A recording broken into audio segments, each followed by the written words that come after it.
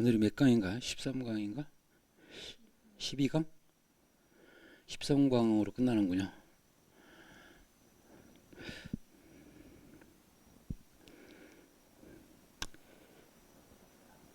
우리의 상황은 어떠한가도 다루면 좋겠는데 그거는 촬영을 하지 않고 이따가 시간이 나오면 들여다 볼 수도 있겠고요. 안 되면 다음 시간에 보겠습니다.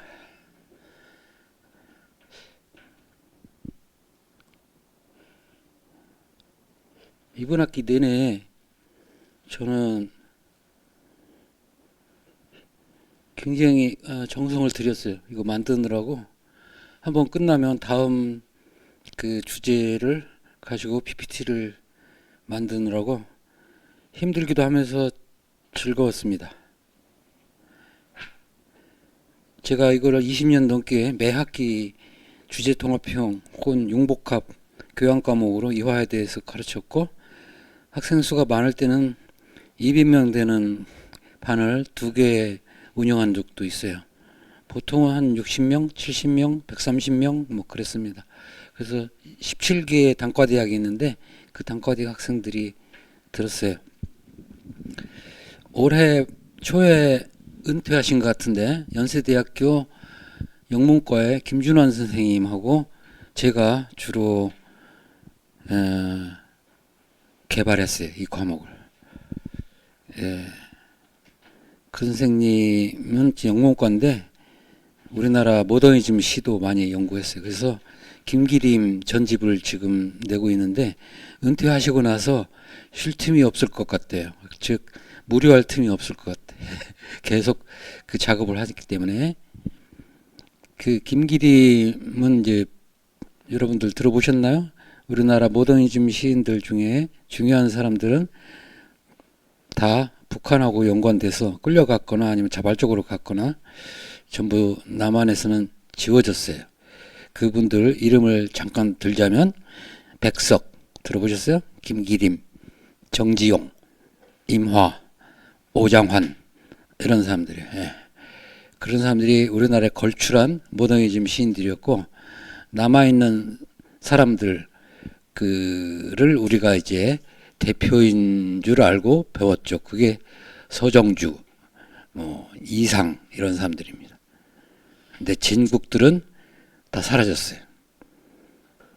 존재했지만 지워버렸어요. 남한에서. 그래서 여러분들도 이데올로기로 편향된 그런 그 지식을 갖고 있다는 건 아시죠? 여러분들? 네. 시대마다 또 바뀌어요. 그래서 우리나라 또 몇 번 이야기 드린 것 같은데 3.1 운동하면 유관순. 근데 손병희는 몰라. 그 다음에 김구하고 이승만은 아는데 여운형이나 김규식은 몰라. 근데 지금 후자에 언급한 사람들이 우리나라의 영웅들이라는 그러한 강의도 제가 들었습니다. 진짜 영웅들. 그래서 이걸 어떻게 할 것인가 잘 스스로 그걸 살펴보고 찾아보면 얼마든지 여러분들 찾을 수 있습니다. 제가 지금 동학 천도교 공부하는데 동학에 대해서도 반쯤 미지근하게 인정하는 분위기예요. 덕수궁 안에 돈덕전이라는 데 있어요. 한번 가보세요. 꼭 강력히 추천합니다. 외교 사절들을 영접하던 영빈관이에요. 그게 복원됐어요. 작년인가 재작년에 개장했어요. 안에 굉장히 멀티미디어로 잘 꾸며놨는데 제가 특이한 게 아무리 동학혁명 관련 그 자료를 보려고 해도 없어요. 우리는 고종이 불쌍한 왕 이렇게 알고 있고, 고종이 때려잡은 일본군하고 합쳐가지고 정말 이순신 때 김진일한 때하고 정반대죠. 임진왜란 때는 어떻게 싸웠습니까? 문제성 많은 그 왕 선조는 피신을 하라고 바빴고요. 그리고 막 각처에서 의병들이 일어났잖아요. 그리고 승병들도 일어났어요. 그래서 그 민초들이 그 외적에 맞서서 싸웠잖아요. 그런데 그게 1592년 임진왜란 맞죠? 예. 근데 지금 동학대는 상황이 막 완전히 바뀌었어요. 어떻게 바뀌었냐면 우리나라 임금하고 왕하고 일본군이 합세해가지고 민초들을 때려잡은 거예요. 예. 우금치에서 30만 명이 죽었습니다. 우금치 전적비가 있어요. 공주에 가시거든 한번 들러서 보세요. 그것도 박정희가 세웠어요. 그리고 박정희의 치적을 잔뜩 옆에다가 더덕더덕 붙여놨어요. 완전히 반대되는 상황인데 그래서 누가 그거 박박 긁었어요. 그리고 그걸 다시 세우자라는 말도 있는데 그냥 두자라고 하더라고요. 왜냐하면 그것도 하나의 역사다. 무슨 말인지 아세요? 동학혁명의 정신하고 반대되는 그 당시였더라면 동학군을 때려잡았을 우리나라 대통령이 자기의 치적을 과시하는 그러한 그 비석을 세웠다. 굉장히 높아요. 우금치 전적비. 거기서 추후로 몰락합니다. 우리나라에 나는 동학 관련해서 영상물이 없을까 이 좋은 소재가 그래서 좀 의아하던 차에 나왔더라고요. 이거 꼭 기억해 두세요. 녹두꽃이에요. 녹두장군이 누구죠? 전봉준. 녹두꽃이 SBS에서 제작됐고 작품의 진로는 최고예요. 최고. 그런데 시청률은 떨어졌대요. 왜? 사람들이 역사가 스포일러라서. 그러니까 처참하게 민초들이 깨진다는 걸 알고 있었기 때문에 역사적 지식으로 그래서 그 영상으로 다시 보면 마음이 더 아프잖아요. 그래서 아예 채널을 돌린 거죠. 안 본 거죠. 그래서 결론 녹두꽃이라는 훌륭한 그 제작물이 있는데 그 주인공이 전봉준이에요. 사실은 그 사랑 이야기를 다루긴 하지만 전봉준이 깔려 있어요. 그렇습니다. 그래서 그런 데서라도 우리나라 역사 바로 세우기가 이루어지고 있다. 이런 거 굉장히 고무적인 사실입니다. 그래서 기회 되시면 넷플릭스에서 지금도 아마 돌아가고 있을 거예요. 넷플릭스에서 녹두꽃을 찾아보시면 거기 7편 정도, 제 7편인가 8편, 전부 한 21편인가? 7편인가 8편 정도에서 이 우금치 전투가 나옵니다. 그래서 생각이 난 김에 말씀드렸어요. 자, 폴 파머, 지난 시간 이어서 오늘 들어갑니다. 30번 슬라이드로 되어 있네요.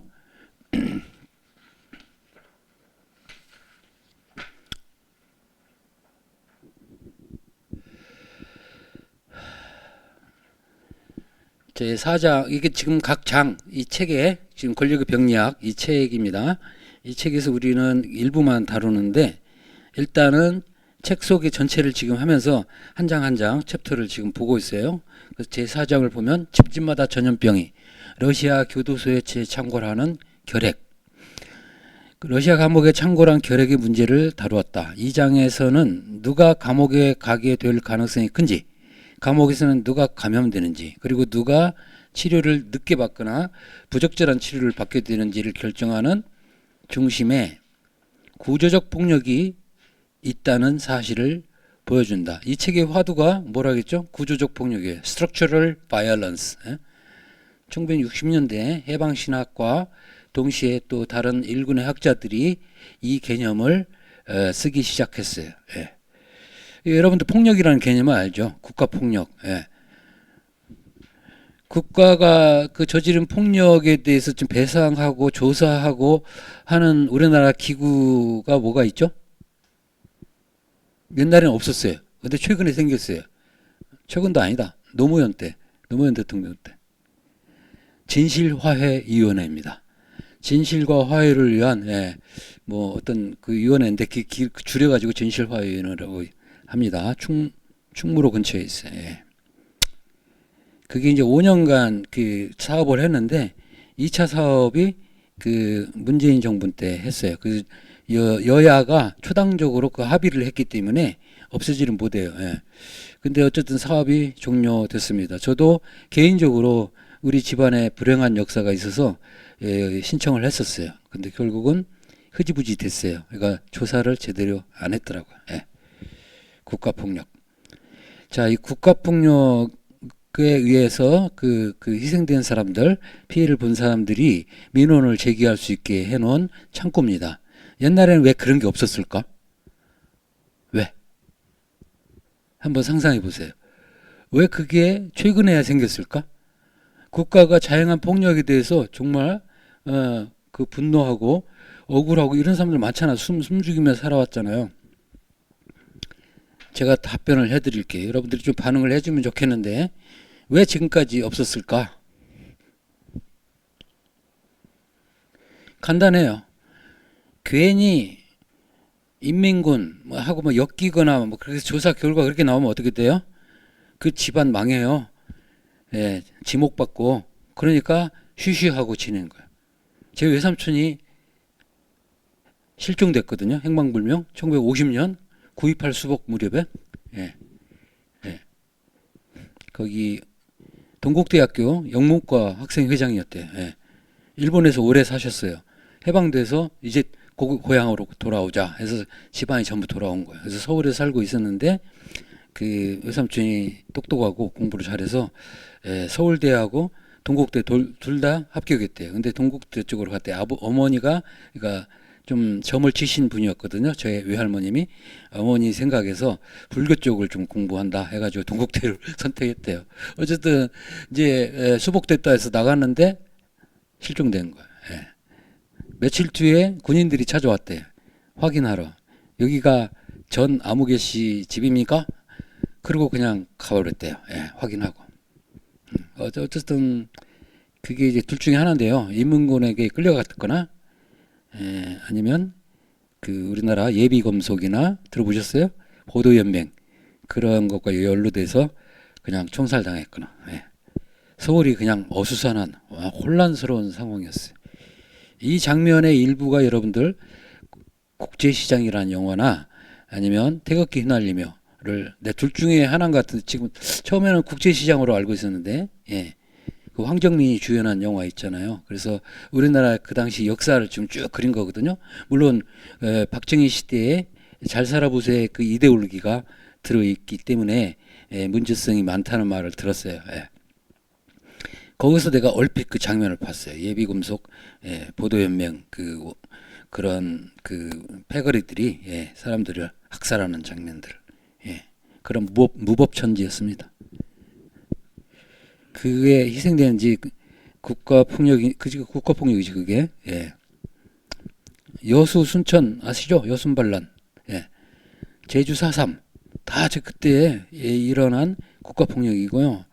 특히 그로부터 100년 전인 100년은 아니다. 한 80년 전, 70년, 1900년 전, 60년 전이다. 60년 전에 일어난 동학혁명은 뭔가?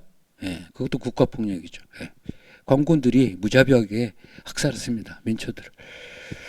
그 이야기가 번지네요. 다시 여기에 이제 집중할게요. 자, 구조적 폭력이 있어요. 이게 이제 꼭 국가에서만 이루어지지 않는데 그럼 오늘날은 어떤가? 구조적 폭력이 보편적으로 다 작용하고 있습니다. 경제 권력이라고 할 수 있죠. 전반적으로 강화되고 있는 다재내성 결핵군의 창궐은 머지않아 큰 문제가 되어서 더는 숨길 수 없게 되었다. 그러니까 이 책을 이제 자세히 읽어봐야 돼. 러시아에서 무슨 일이 일어나는가. 일단은 그 불결한 비위생적인 환경이었고, 그래서 감옥에서 이게 한번 번지면 이게 전염되는 거죠. 그래서 그들을 어떻게 처리하는지 그런 것들 면밀히 옆에서 관찰하고 조사해 본 결과 구조적 폭력이 작용하고 있다라는 것을 폴파머는 발견합니다. 모든 수감자에게 신속하고 효율적인 치료를 제공해야 한다. 수감자들을 사회로 다시 복귀시키더라도 그들을 치료할 공공의료제도가 해체된 상황에서 특별 사면은 좋은 대안책이 아니다. 그렇죠. 사면하면 어떻게 돼? 이 사람들 사회로 복귀해서 사회에 다시 전염을 일으켜요. 그러니까 근본적인 해결책이 아니죠. 그래서 오히려 더 커져요, 사태가. 이런 이런 감옥, 교도소 아닌 미국 같은 나라는 그럼 어떤가? 거기도 이 지적을 해요. 예. 주로 이제 유색인종, 흑인들이 많이 걸리죠. 예. 그래서 그런 것들을 처리하는 그 모습을 보면 구조적 폭력이 작용하고 있다. 그러니까 병의 원인, 그다음에 병을 나중에 치유하고 퇴치하는 과정, 이런 데서 그게 이제 드러난다는 겁니다. 제 2부, 이제 1부가 끝났고요. 아까 4장까지 했나? 5장까지 했나? 예. 4장까지 했네요. 자, 이 2부는 인권에 대한 한 의사의 생각 하면서, 이제 연번은 계속해서 이어져요. 그래서 5장으로 이제 갑니다. 그래서 2부는 이제 그 폴파머와 같은 의사가 이런 상황을 어떻게 지금 판단하는가. 그러니까 1부는 실태조사, 2부는 의사의 어떤 생각, 그걸 어떻게 우리가 대처할 것인가, 이런 것들을 이제 담았습니다. 그래서 1부와 2부로 나눠져 있어요. 2부의 첫 장이 이거 우리가 다루는 건데요. 건강, 치유, 그리고 사회정의. 해방신학의 가르침이라고 부제가 붙었습니다. 해방신학은 의학은 가난한 사람들을 우선적으로 고려해야 한다고 주장한다. 이게 이 책의 태제이기도 합니다. 예. 이 책이 제목이 뭡니까? 권력의 병리학. 부제가 우리말 부제예요. 왜 질병은 가난한 사람들에게 먼저 찾아오는가? 여기서 이미 암시되고 있죠. 그러니까 질병, 감염병을 막기 위해서는, 치유하기 위해서는 가난한 사람들을 우선적으로 치유해야 한다는 거죠. 예. 가난한 사람들은 병원군이나 병을 일으키는 열악한 환경에 더 많이 노출되거나 치료를 제대로 받지 못하는 환경으로 인해 이들이 의사에게 주요 환자가 된다. 관료주의 체제 하에서도 전문가들은 가난한 사람들을 위한 많은 처방을 내놓았지만 근본적 해결 방법이 되지 못했다. 왜냐하면 전문가들은 지역사회 스스로가 제기하는 문제들을 제외한 채 처방을 내놓기 때문이다. 또한 가난한 사람들을 억압하는 사회 조건을 바꾸는 것이 아닌 현재의 문제가 더욱 커지지 않게 사회적 불평등을 관리하는 수준에만 그치기 때문이다. 그러니까 미봉책이죠. 예. 그러니까 뭐 결핵 같은 거, HIV, 에이즈 같은 것도 보면 잠깐 사그러들다가 다시 창궐 하고 그러죠. 지금 아프리카에서는 무슨 일이 일어나나요? 에볼라 바이러스 이야기가 나오죠. 예. 이러한 수박 거달기식의 관료주의적 접근법과 달리 해방신학은 가난한 사람들이 작은 지역사회로부터 발생하는 운동이 커다란 변화를 이끌어낼 거라는 관점으로 관찰하고 판단하고 실행하라의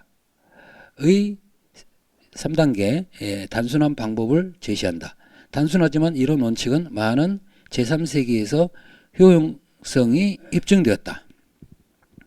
해방신학은 의학에 두 가지 가르침을 준다. 해방신학이 의학에 주는 첫 번째 가르침은 치료자라면 늘 마주해온 문제의 연장선상에 있다. 즉 무언가가 굉장히 잘못됐으며 잘못된 방향으로 흘러가고 있다는 것이다. 그런데 해방신학에서는 문제의 원인이 그것이 비록 환자를 통해서 나타나고는 있지만 이 세상에 있다고 본다. 진리는 제가 빨갛게 쓴 이유는 우리가 지금 모던, 포스트 모던을 지나왔잖아요. 그래서 컨템포러리, 오늘날을 다루는데 그 중에 이제 한 꼭지가 폴파머인데 포스트 모던에 대해서 이들 세 사상가를 우리가 다루잖아요. 지금부터 바우만, 그 다음에 테리 이글턴, 폴파머. 이 사람들이 어떻게 이거를 이 용어를 사용하는지 그 맥락을 들여다보려고 제가 주목했습니다. 하나는 이미 나왔고요. 여기 두 번째가 지금 해방신학은 젠체하는 포스트 모던 사상가들과는 달리 역사적인 확실성을 맺는다. 이렇게 나왔어요. 부당하게 고통을 당하고 있는 사람들이 시각에서 바라볼 때 드러날 것이다. 뭐가? 진리가. 그런데 진리를 통해 그 원인을 밝히고자 하면 사회적 고통이 고스란히 드러나게 되고 그것은 소수의 권력자들에게 피해를 주게 된다. 그렇기 때문에 포스트 모더니즘 사회에서는 밝혀내야 하는 진리를 비현실적이고 쓸모없는 것으로 취급하고 그를 은폐하는 것이다. 예. 둘째로 의학이 진짜 목적인 고통을 대처하고 해결하는 방식에 대해 해방신학이 사회 정의를 제시해 준다. 자, 이 구절 잘 보세요. 빨갛게 쓴 부분. 해방신학은 젠체하는 잘난 척하는 포스트 모던 사상가들이라 했어요. 그러니까 비판적으로 보고 있다는 게 드러나죠. 예. 거기에 대한 각주가 있어요. 저자 홀파머의 주석이 이렇습니다. 읽어볼게요. 임상의학의 근거를 두고 의료를 행하는 성실한 의사라면 진실이라고 주장되는 모든 것이 단지 경쟁적인 담론일 뿐이라는 포스트모더니즘의 주장을 받아들일 수 없다는 것은 두말할 필요가 없을 것이다. 크리스토프 노리스라는 그 학자가 쓴 것처럼 사회과학에서나 인간 본성에서나 어떤 일이 일어났었는지를 알아내고자 하는 의지가 존재한다는 것이 그 반증이다 라고 코멘트를 달면서 크리스토프 노리스의 말을 인용합니다. 읽어볼게요. 좀 이게 직역을 했기 때문에 어려울 수 있어요. 한때는 최소한 일부 부문에서나마 권위를 인정받았으나 이제는 기만적이고 시대에 뒤떨어졌다는 평을 받고 있는 계몽이라는 가치가 이제 의지할 마지막 근거조차도 사라질 지경에 이르렀다고 포스트 모더니즘은 주장하는데 우리는 아직 이 주장에 완전히 사로잡히지는 않았다. 어렵죠? 포스트 모던이 계몽, 인라이트먼트, 독일어로 아우프클레룽을 폄하해요. 이게 억압적이다. 그래서 모든 종류의 계몽, 심지어 마르크스주의까지 포함해서. 그래서 이제 계몽은 이제 설 자리가 없다고 포스트 모더니즘은 조롱하는 거예요. 계몽주의자들을.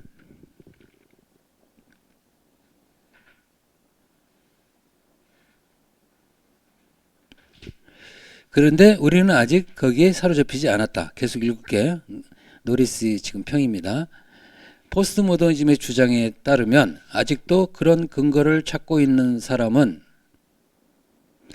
모두 어떤 진실을 말해줄 궁극의 담론을 찾고자 하는 향수 어린 욕구에 사로잡혀 있는 것에 불과한 것이며, 그러니까 궁극의 담론하고 하이픈으로 설명했습니다. 그것이 플라톤이든 칸트든 마르크스든 아니면 그 무엇이 되었든, 그래서 궁극적 담론을 찾는 그러한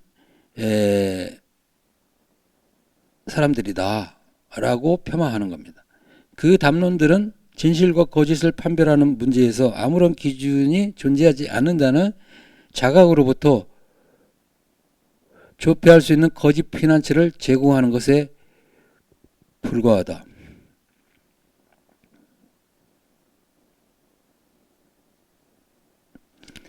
여기서 그 담론들이라는 건 포스트 모던 담론들이야. 그러면 지금 폴 파머가 긍정하고 노리스가 지금 주장하는 걸 인용하면서 긍정적으로 인용한 거거든요. 그래서 아무런 기준이 존재하지 않는다는 자각, 그러니까 상대주의예요. 우리 첫 번째 그 인용을 지난 시간에 봤는데 이따 시간이 되면 또 볼 수 있을지 모르지만 포스트 모더니즘은 보세요. 계몽 반대하고 이성 반대하고 주체 반대하고 진리의 기준 반대해요. 그래서 소비사회에 미학에 잘 들어맞는다고 그랬죠. 그래서 궁극의 담론, 절대적 담론 이런 것들은 포스트 모던에서는 터부시돼요. 비판받아요. 그런 건 없다.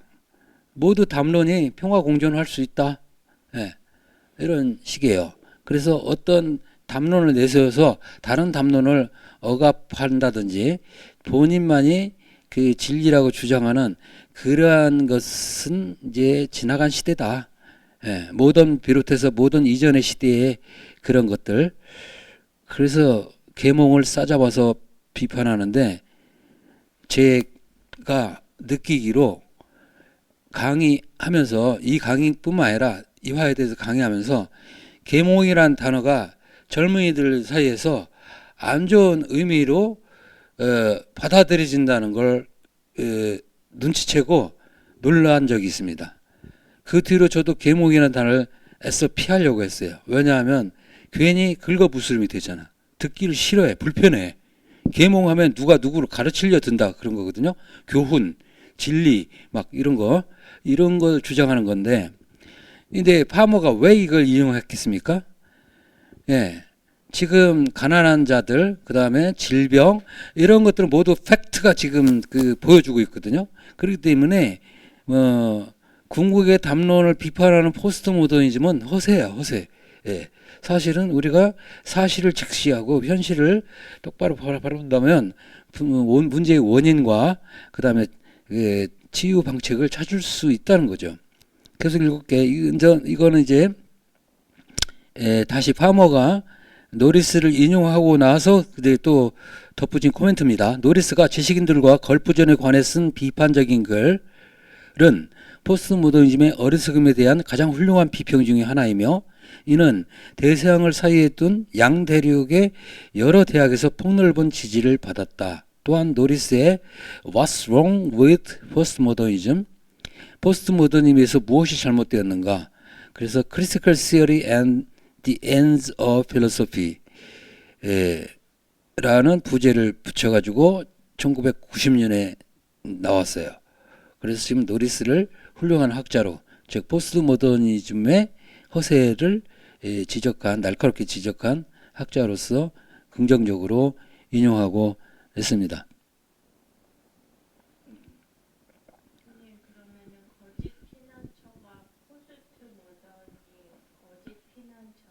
그렇죠. 포스트모던이 거짓 피난처를 제공해 주는 거.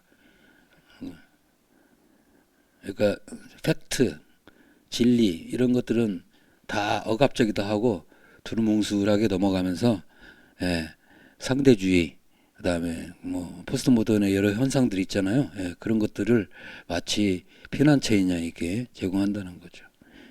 궁극적 담론, 절대성, 계몽의 이 폭압에 맞서서.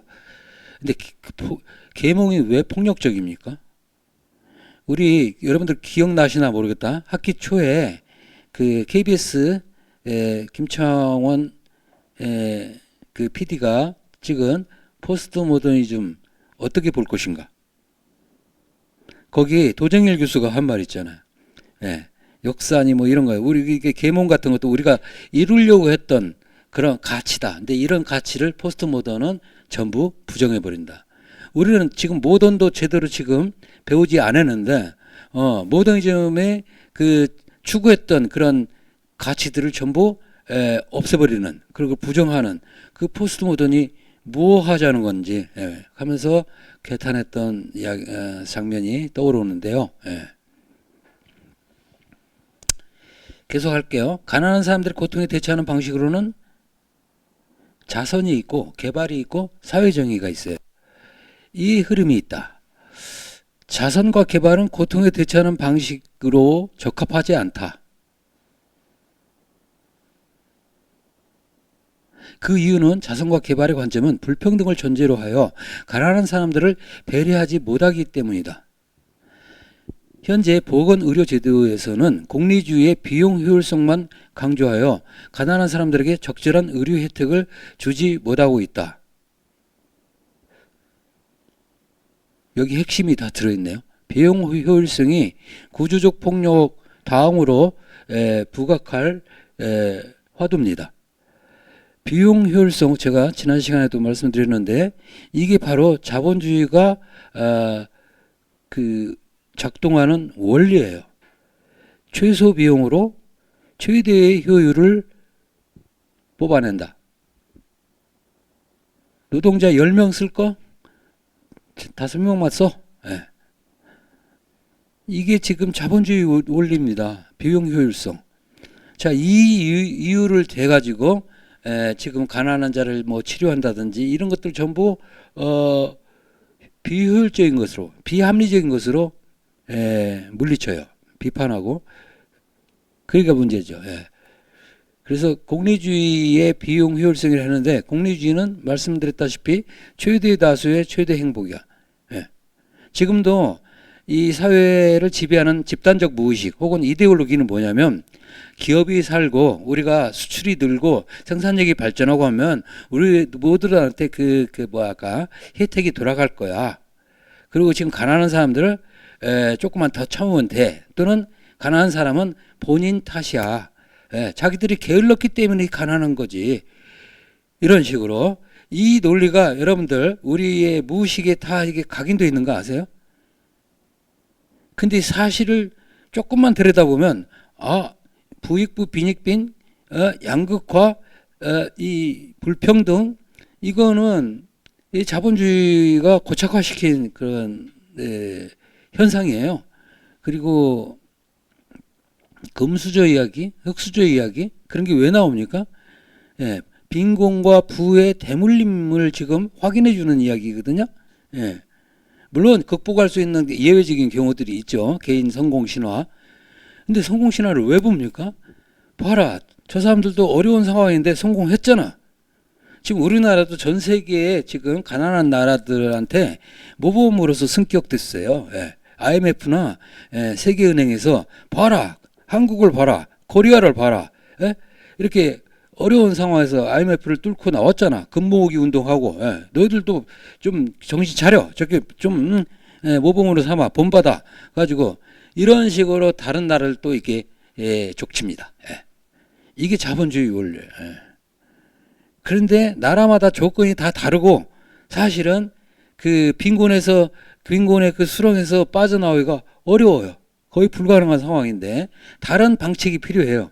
다른 방책이라는 건 제가 살짝 말씀드렸는데 선진국들이 그냥 이렇게 야단만 치지 말고 도와줘야 돼요. 여기 1차적인 식수 공급이나 식량 공급뿐만 아니라 그 사람들이 그 전문가를 키워낼 수 있는 교육 시스템을 지원한다든지 아니면 자기들이 지금 그 개발하기에는 굉장히 어려운 시간이 많이 걸리는 그러한 기술들. 하지만 선진국은 이미 다 넘어선 폐기 처분된 필요 없는 불필요한 그 기술들을 넘겨주면 좋잖아요. 그걸 제가 기술 이전이라고 했는데 기억하시나요?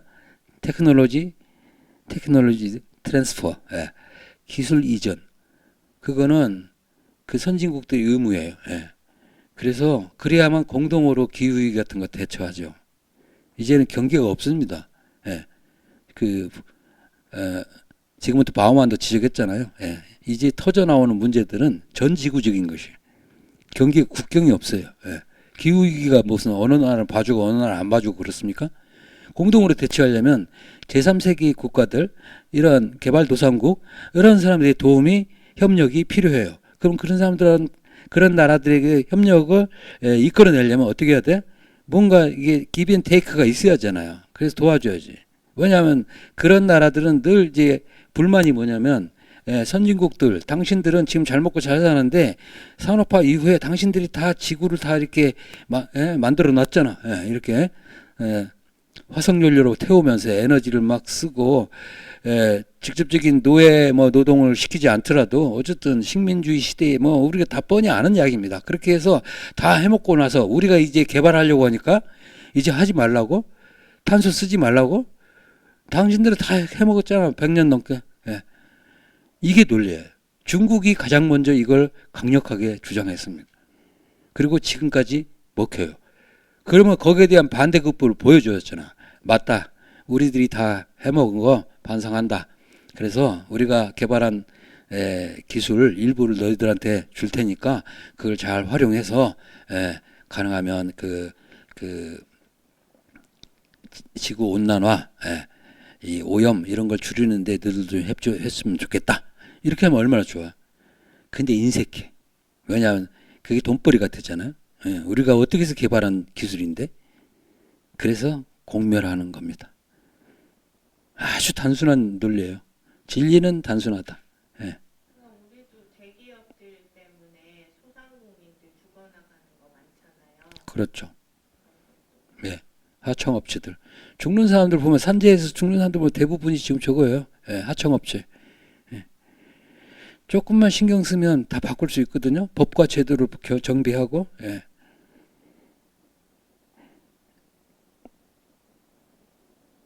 그래서 이번 정권 들어서가지고 산재 이야기가 나오고 뭔가 바뀌는가 보다 했는데요. 날마다 터지는 게 또 산재야. 그래서 불가능. 뭐랄까. 그러니까 이게 처방은 이거 옳고 바르게 처방하는데 이걸 따라잡지 못하는 거야. 그 이게 구조적 모순이라고 되겠다. 구조적이란 말 이제 여러분들도 많이 쓸 거예요. 예. 구조적 폭력, 구조적 모순, 예. 이런 것들이 꽉 이 시스템을 예, 장악하고 있기 때문에 그 일부 이게 대통령이 한번 나와가지고 그 좀 정신 차리자 해가지고 해봤자 안 통하는 거야. 예, 이미 굳어질 때 굳어져가지고. 예. 예, 구조적 리스크는 이제 그 위험 사회, 위험 사회는 그 리스크 소사이어티, 그러니까 울리시 베크라는 독일의 사회학자가 개발한 그 개념인데요. 위험 사회. 정확하게 번역하면 위험 부담 사회예요. 위험 부담이 많은 거예요. 뭘 하더라도. 근데 그것이 지금부터 바우만과 연결된다겠죠. 지금부터 바우만은 그 유동하는 이라는 형용사를 쓰잖아요. 리퀴드라는 거예요. 그게 바로 제가 보기에는 위험 사회 이론하고 되게 상응합니다. 서로. 세부적인 데서는 좀 다른 점이 있을지 모르지만. 그래서 비용 효율성. 항상 비용 효율성을 강조해요. 예. 이게 돈으로 해결이 안 되거든요. 근데 돈이 중요하긴 하죠. 이 자본주의 체제에서는 비용 효율성을 따질 수밖에 없어요. 그러면 어떻게 하란 말이냐? 가난한 자, 병든 자는 죽어라 이런 뜻이에요. 그러면 그 비용을 절약할 수 있죠. 예. 인간의 기본적인 병의 치료를 위해서는 사회 정의 측면에서 보건의료 제도를 역사적으로 깊게, 지리적으로 넓게 분석해야 한다. 이와 같이 파머는 세계적으로 생각하고 지역적으로 행동하는 것 모두에 대응하여 행동해야만 가난을 만들어내고 유지하는 구조에 맞설 수 있다고 주장한다. 제가 이거 인문학 하는 사람 다 필독서를 읽어야 한다고 생각해요. 왜냐하면 이 사람이 지금 의료 이야기하고 인류학 이야기하는 게 아닙니다. 이 사람이 계속 이게 문제의 원인, 이거 왜 질병이 가난한 사람들에게 먼저 찾아오는가, 이게 추구하다 보니까 전체가 얽혀있다는 시스템 문제라는 걸 알게 됐어요. 그래서 구조적 폭력이란 말을 쓴 거예요. 구조적 폭력을 행사하지는 나라가 거의 없어요. 그러니까 이거는 모든 국가에 대한 지금 비판적인 쓴소리예요, 지금. 그래서 나는 이 구체적인 지금 질병, 결핵이라든지 에이즈라든지 뭐 이거 말라리아라든지 이런 걸 예를 들면서 팩트를 가지고 이거 보여주고 있거든요. 예.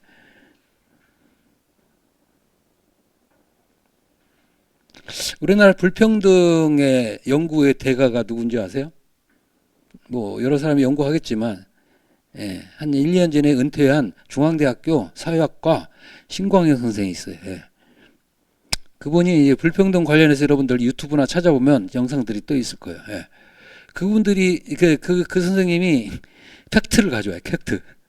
전 세계적으로 지난 20년간 부와 빈곤이 어떻게 증대되고 확산됐는지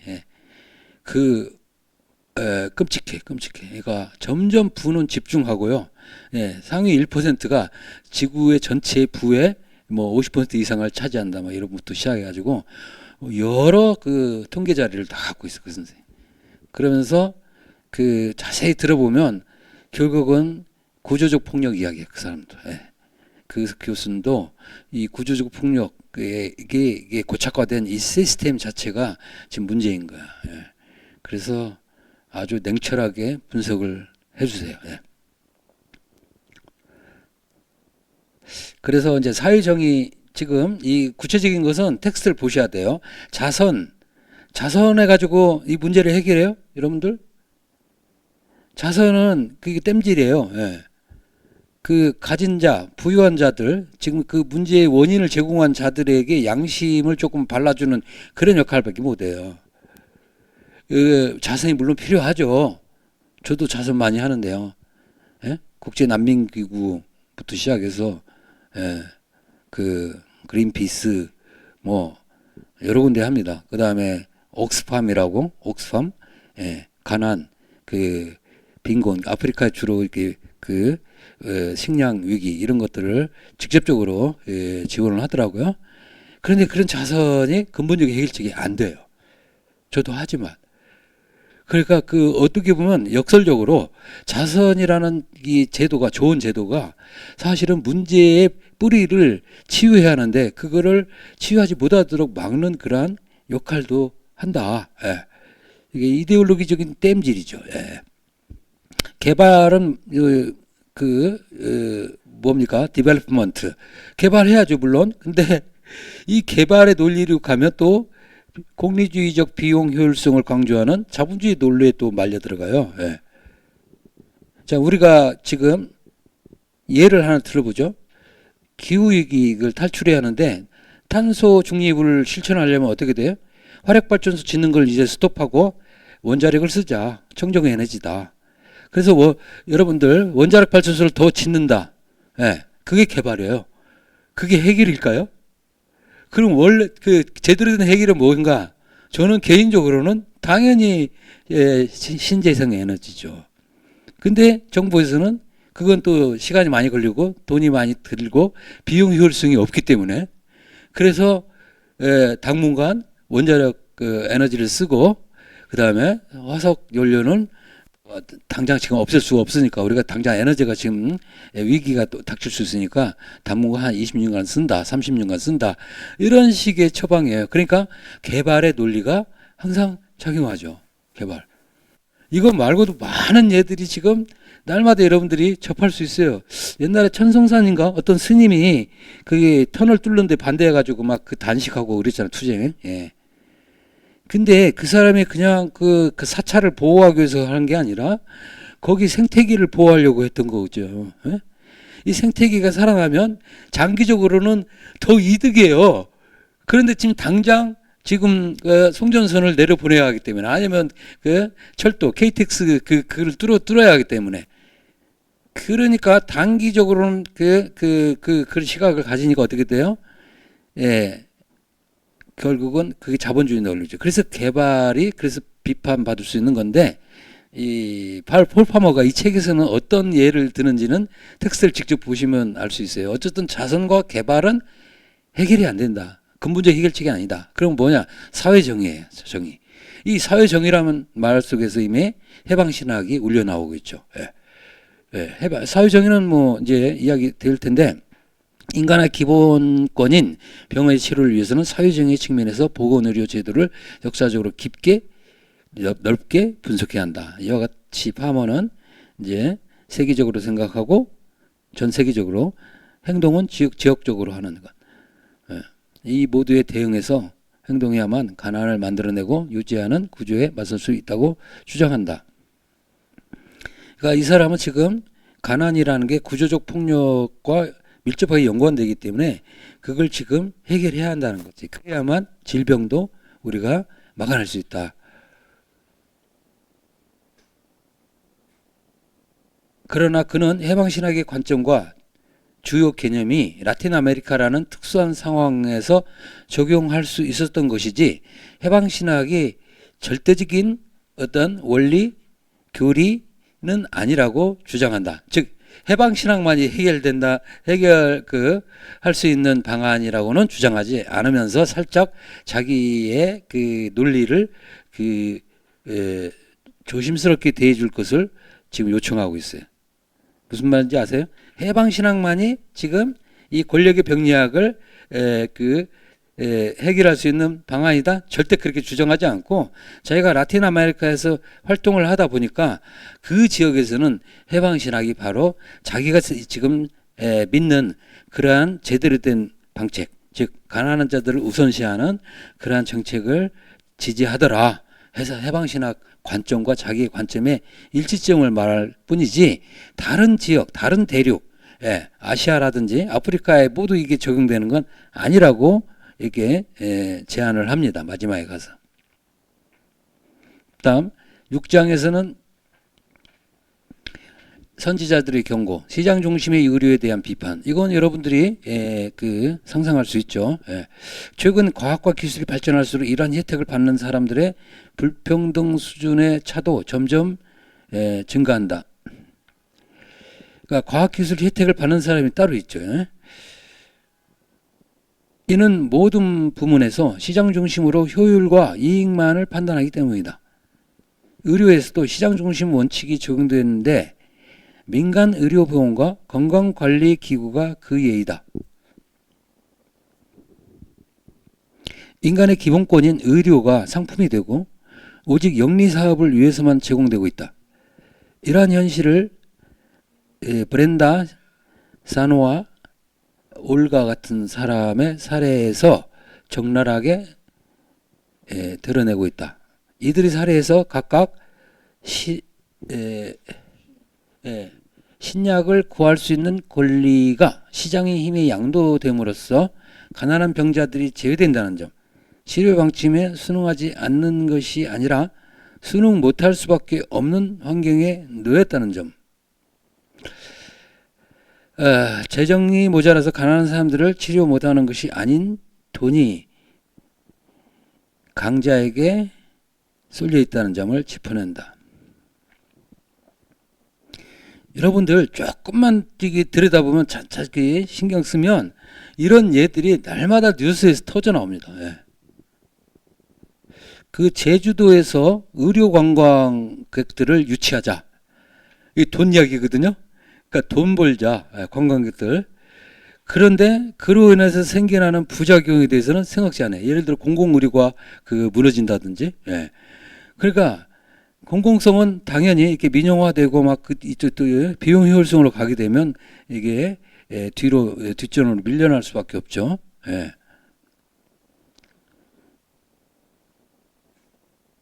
그래서 그걸 경고하는 거예요. 또한 보건의료에서 이와 같은 영리에 기반을 둔 의료제도에 대한 개혁이 전혀 이루어져 있지 않다는 것을 의과대학 필수 교육 과목인 의료윤리를 통해서 설명한다.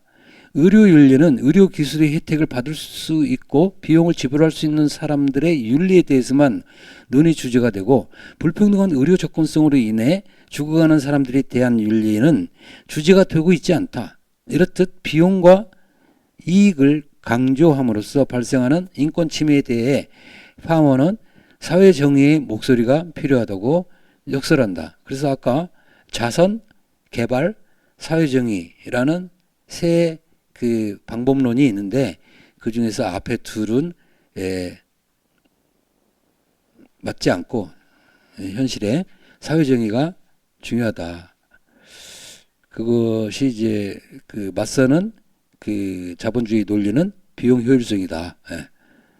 이런 이야기입니다. (7장) 잔인하고 유리 없는 형벌, 약제 내성 결핵.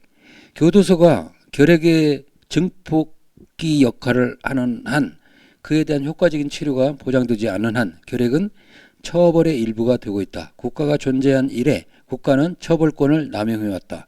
개인을 감금할 권한을 가지고 있으며 범죄자를 죽일 권한도 갖고 있다.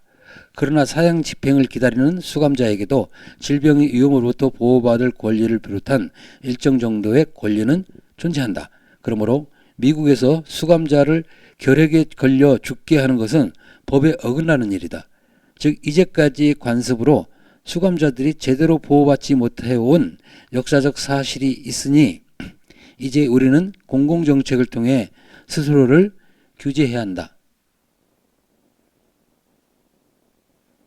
분명 의도한 것은 아니지만 세계화된 경제로 인해서 치료에 이중기준이 만들어져 이기적인 상대주의가 공공의료 부문에 도입되었다는 사실은 부정할 수 없지만 전염성 질환인 결핵이 통제되지 않는 한 정말로 안전할 수 있는 사람은 아무도 없다는 것을 알아야 한다.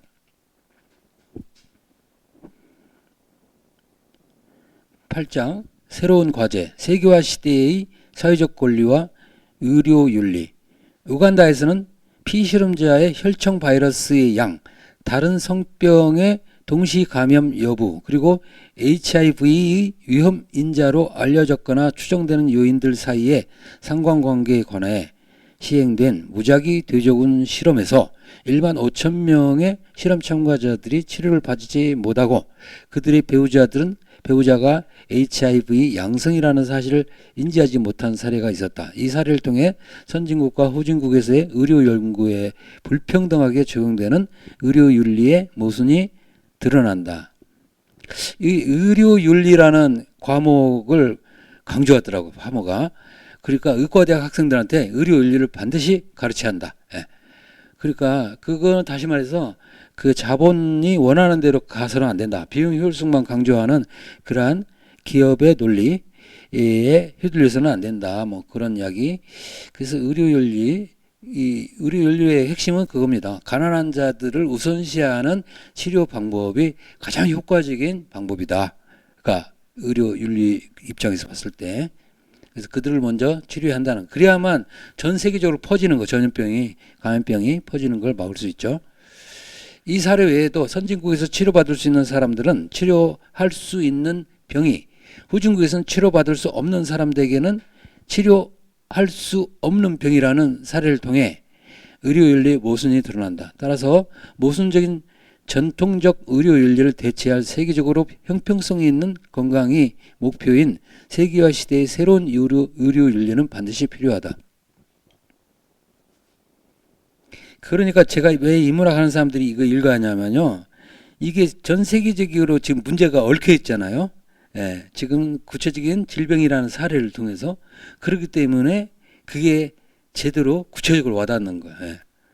그냥 추상적으로 사회학적 개념을 가지고 말하는 게 아니라 지금 절박한 상황을 직접 적용해서 이야기하고 있기 때문에 설득력이 있는 거죠. 그리고 그 폴 파머가 이렇게 공부하고 이렇게 넓혀 나갈 수밖에 없었어요. 자기 그 생각과 그 지식을. 예.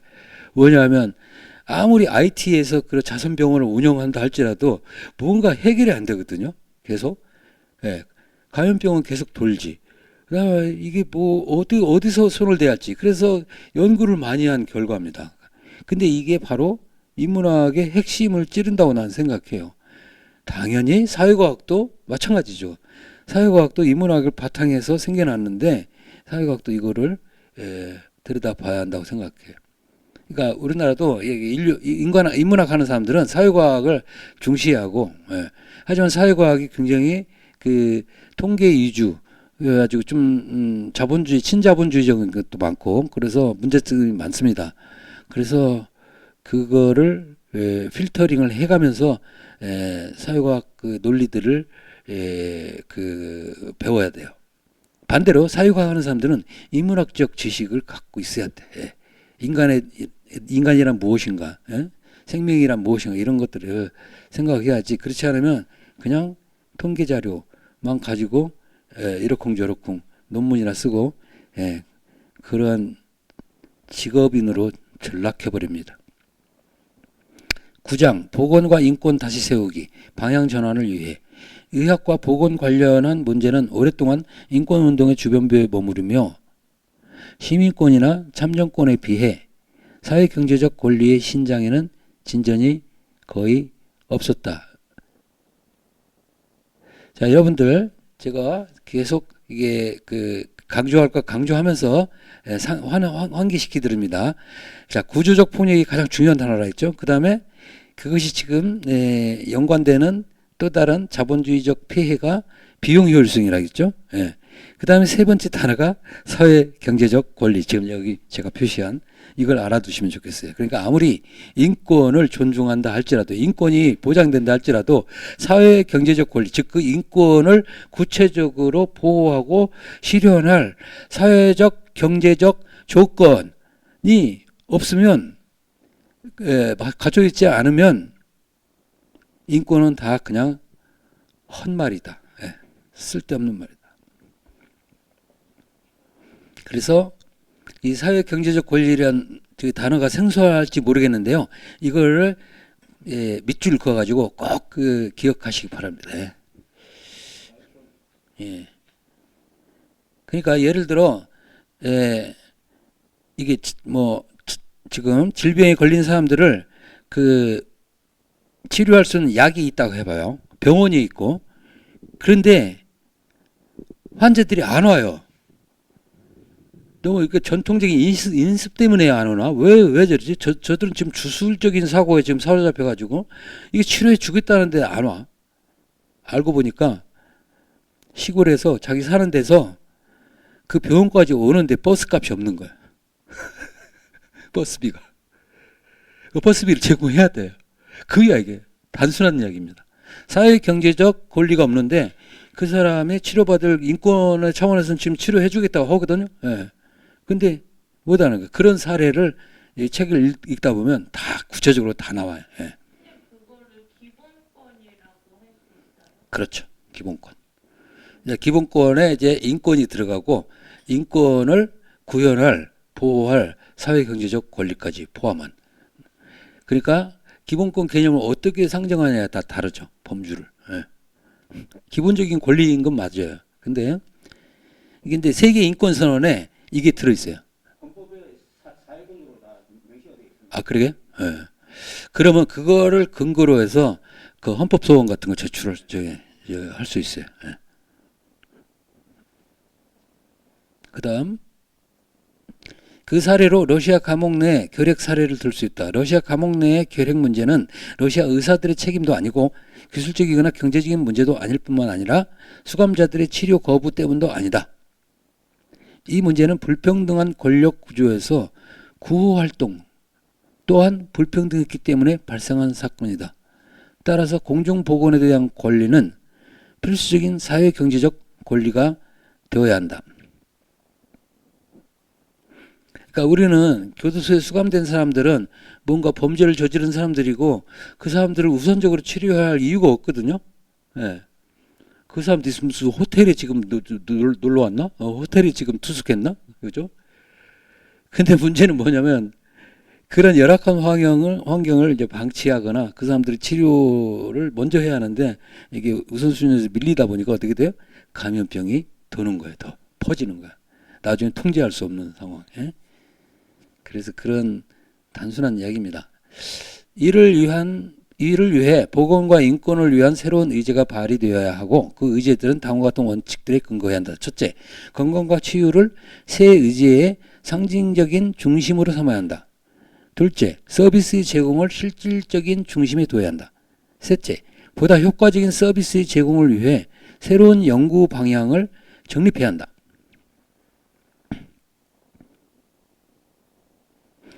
이 마지막입니다. 넷째, 사람들에게 폭넓은 교육의 필요성을 인식시킬 수 있어야 한다. 다섯째, 강력한 정부나 관료적인 조직으로부터 독립성을 유지해야 한다. 마지막으로 보건과 인권을 위해 더 많은 재원을 확보해야 한다는 원칙에 근거해야 한다. 그 파머가 이렇게 원칙을 5가지로 제시하고 있습니다.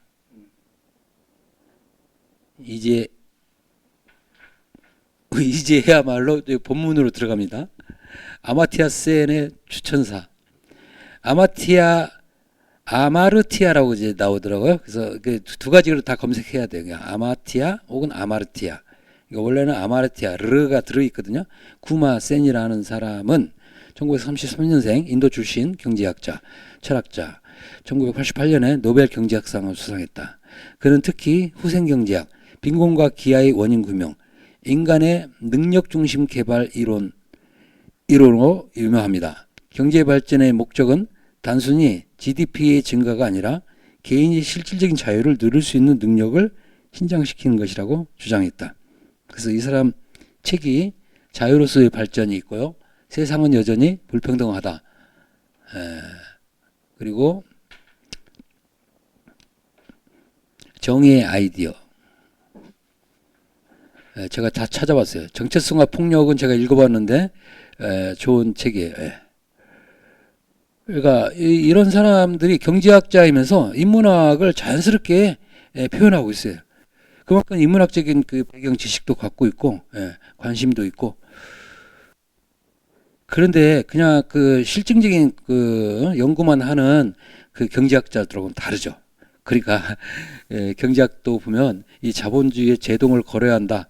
그래서 어느 정도를 거려야 하는지 그런 거에서 차이가 납니다.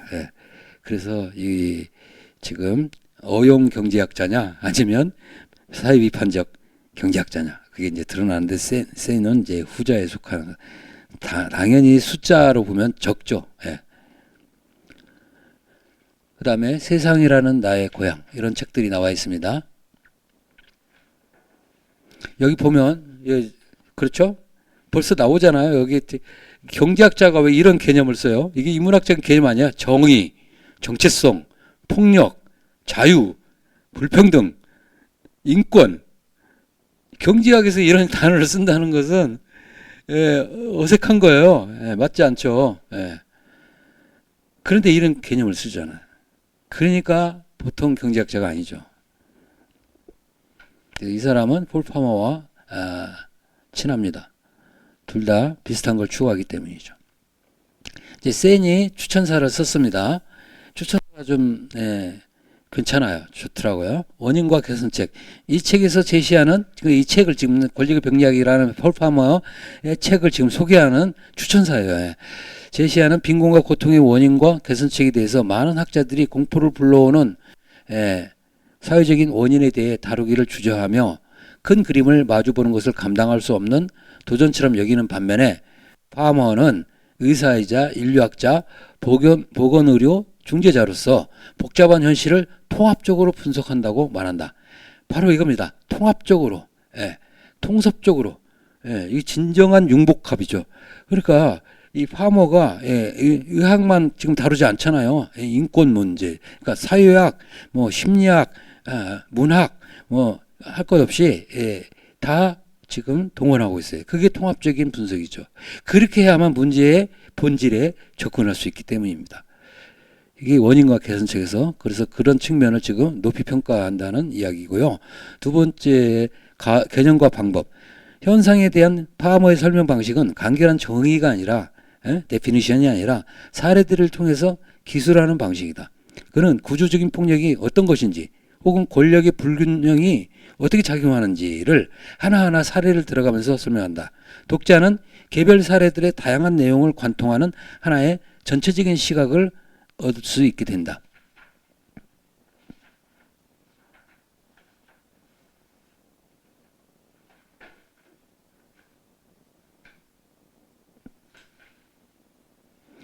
자, 그 세 번째 아세피라는 그 여성이 있었어요. 젊은 여성. 안타깝게 일찍 사망했는데 이 사례를 통해서 구조적 폭력의 예를 보여주고 있습니다. 아마티아 센은 이 책을 제한된 삶을 사는 사람들의 빈곤에 대한 책이라고 소개한다. 아세피의 사례. 파머는 IT의 공공에 대해서 검토하면서 정치적, 경제적인 힘이 에이즈, 결핵, 그리고 대부분의 전염성 질환과 기생충 질환의 위험을 증가시킨다는 것을 관찰했으며 또한 그곳에서 행사되는 사회적 힘은 배고픔에서부터 고문, 강간에 이르는 극단적인 고통의 원인도 된다고 지적한다. 그는 IT에서 시작해서 차례로 멕시코, 그 치아파스 지역, 러시아, 교도소, 페루, 미국 그리고 전 세계를 다니면서 사람들을 구렁텅이로 밀어넣은 제도상의 구조를 찾아내어 검토한다. 파머는 권력의 불평등의 사례로 아세피 조세프라는 여인의 사례를 든다. 잘 보세요. 이제 구조적 폭력이 어떻게 나타나는지. 아세피라는 여인은 IT 시골의 K라는 마을 주민이다. K는 IT에서 가장 큰 댐을 건설하는 공사 때문에 농민들이 원래의 거주지로부터 쫓겨나서 새로 정착해서 생긴 마을이다. 원래 K는 비옥하고 풍족한 땅이었으나 댐 건설로 인해 계곡이 계속 범람하면서 마을 주민 대부분은 모든 재산을 잃고 가난한 수몰민이 되었다.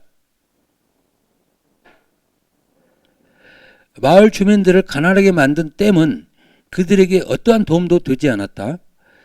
아세피는 K마을에서 부유한 집안 출신이었으나 수몰민이 되면서부터 가난해졌다. 아세피는 아름다운 미모의 소유자였는데 그녀의 가난한 처지와 아름다운 미모는 장차 그녀를 불행하게 만든 원인이 된다. 한편 마을 근처에는 군 부대가 있는데 그곳 군인들은 유일하게 봉급을 받는 남성이어서 매력적인 존재였다. 이 사진은 진짜 사진이 아니고 이제 가져온 겁니다. 그래서 한번 보죠. 아세피 사례. 가난과 아름다운 미모로 인해 아세피는 오노라라는 군인과 불륜 관계를 맺게 됐고 얼마 만나지 않아 헤어졌는데 오노라는 얼마 지난 후 에이즈로 추정되는 병으로 사망한다. 그러면 아세피도 감염됐을 가능성이 크죠. 예. 그 후 아세피는 도회지에서 적은 봉급을 받고 하녀 일을 하면서 비슷한 배경의 블랑코라는 남자와 결혼 계획을 세운다. 이 사람이 버스 기사인가 그럴 거예요. 그러던 중 아세피가 임신을 하자 블랑코는 갑자기 태도가 바뀌어요. 불화가 생기고 그러니까 아이 낳는 걸 반대하는 사람이에요. 직장에서 해고됐어요. 임신했다는 사실이 알려지면서 지금 아세피가. 그래서 고향에서 혼자 딸을 출산하고 조금 있다가 에이즈로 죽게 된다. 아세피의 딸도 감염되었고 그러니까 불행이 여기서 끝난 게 아니죠.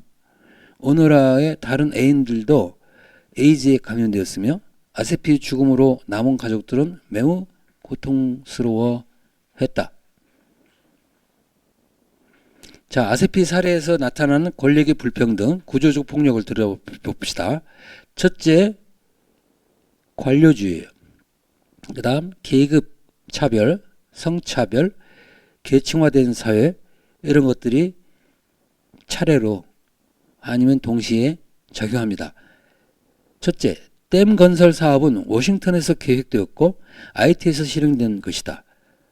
이 의사결정 과정에서는 많은 개인들의 권리를 희생했지만 보상이나 대책을 세우지 않은 채 전기 생산력을 증진시키는 데만 그것만 고려한 관료주의와 공리주의적 의사결정 과정이 나타난다. 그러니까 윗선에서 그러니까 기업체에서 그리고 기업과 결탁한 그 정치가 들이 결국은 자기들의 이득을 위해서 탐욕 때문에 거기 살던 고향에 오랫동안 살던 그 주민들을 쫓아내버린 거죠. 우리나라에서 충분히 일어난 그 일들입니다. 그래서 관료주의라는 그 구조적 폭력을 지적할 수 있습니다. 또한 가난으로 인해 많은 젊은 여성이 하녀로 일하지만 경제적 안정을 찾는 사람은 한 명도 없다는 데서 계급 문제가 드러난다. 그렇죠? 하녀로 지금 뭔가 벌어먹고 살아야 하기 때문에 그 일도 배우고 그래서 하녀로 그 도시에 나가서 일을 합니다. 그런데 충분한 보수를 받지 못하죠. 이게 계급 갈등이에요. 그 다음에 아세피가 오노라라는 남자 군인, 그다음 블랑코라는 그 사람과 남자와 맺은 성관계 또한 가난이라는 비자발적인 동기에 의한 것이었으며 성별이죠. 그러니까 그 상대적으로 지금 오노라는 봉급을 받는 군인이었어요. 물론 이제 에이즈로 사망을 하지만 그다음 블랑코도 보면 버스 기사니까 독립돼 있어요. 근데 여성으로서 아세피는 지금 불안정한 상황이에요. 그렇기 때문에 그런 남자들한테 기댈 수밖에 없잖아요. 이게 성차별이에요. 어떻게 보면. 여성이기 때문에 이게 불평등을 감수해야 한다. 그렇기 때문에 남자에 기댈 수밖에 없는 그런 상황에 처해지죠. 그 다음에 가난한 사람들을 위한 공공시설이나 의료 지원이 부재한 데서 계층화된 사회 문제도 드러난다. 그러니까 이 에이즈에 걸렸는데 이걸 충분히 제때 효과적으로 치료받는 기회를 갖지를 못합니다. 그러니까 그 병이 깊어져서 사망에 이르게 되는 거죠. 그러니까 여기 지금 보세요. 관료주의, 계급, 갈등, 성차별, 계층화된 사회 이런 것들이 지금 복합적으로 작용해서 구조적 폭력의 원인 차원을 이루게 됩니다. 자, 이것도 그 그림을 이제 그렸는데 이 학생이 그린 걸 내가 아까 그 검은색 사진하고 이거 두 개만 가져왔어요. 그러니까 잘 만든 것 같아가지고. 예. 그 추천사 이제 거의 끝나가는데요. 아세피는 물리적 폭력을 당하지는 않았다. 그러나 파머는 그녀가 아세피가 구조적인 폭력의 희생자였다는 사실을 설득력 있게 제시한다. 가난, 불평등, 권력. 네 번째, 파머는 권력의 불평등이 그 지배를 받는 사람들의 삶에 미치는 영향에 관한 다양한 사례를 보여줌으로써 불평등과 가난을 분리하려는 시도에 강하게 도전한다. 이로써 문제가 즉시 해결되는 것은 아니지만 예방 가능한 질병과 불필요한 죽음을 피하기 위해서 어떤 사회 경제적 문제들에 대응해야 하는지를 드러낼 수는 있다. 끝부분, 과학과 세계화의 혜택은 아직까지도 이 풍요로운 세계로부터 소외되어 있는 대중들의 손에 의미 있는 생존의 기회로 주어지지 않고 있다. 바로 그 지점이 권력의 병리 현상이 나타나는 것이다. 파머가 제시하는 사례들은 고통스럽긴 하지만 그의 메시지는 전반적으로 건설적이며 낙관적이다. 그러니까 파머가 이게 우울하게 글을 쓰지는 않고 자꾸 희망을 품고 있고 명랑하게 글을 쓰고 해결책을 이렇게 모색하고 있다는 것을 좀 칭찬하면서 아마티아 센이 추천사를 마무리합니다. 이제 보급한 서문, 여기 보급한 서문을 쭉 읽어보면 여기 중요한 것들이 다 들어있더라고요. 예. 그러니까 책 전체를 읽지 않더라도 보급한 서문을 보면 핵심 명제들이 다 등장해요. 보급한 서문 1절에서 파머는 IT에서 발생한 쿠데타에 대해서 설명한다. 빈곤계층의 절대적인 지지로 이루어진 IT 최초의 민주정부인 아리스티드 대통령은 투표에 따라 군대를 해산했지만 2004년 쿠데타로 군부 독재가 재집권하면서 축출되고 만다. 국민들의 경제적 사회적 상황은 이전보다 더욱 나빠졌다.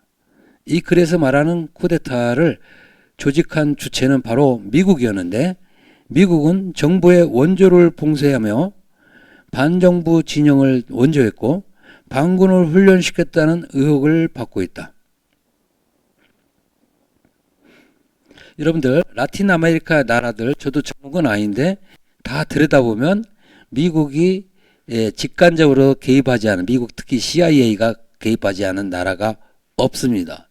그리고 미국은 자국의 이익을 위해서 움직이지 인권이나 민주주의를 위해서 움직이지 않습니다. 예?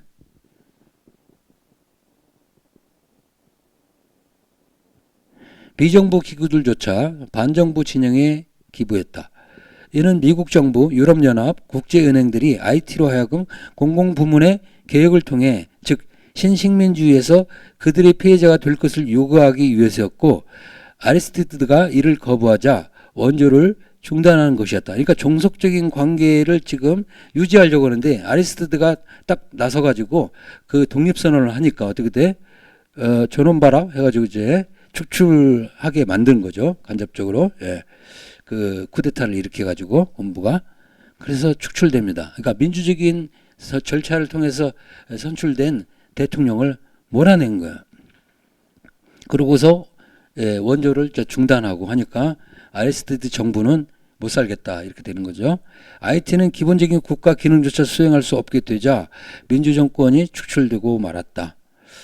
이 사건에서 인권단체의 역할은 가난한 나라 IT에 대한 인도적 지원을 금지한 현대적인 권력의 부도덕한 악용 문제를 규명하는 것이었다. 그러나 많은 인권단체들이 원조 금지 사실조차 알지 못했거나 이 사실을 밝히려는 단체들조차 편향된 정치적 시각으로 인해 진실규명도 실패했고 IT 국내 인권운동가들과의 연대 형성에도 실패했다.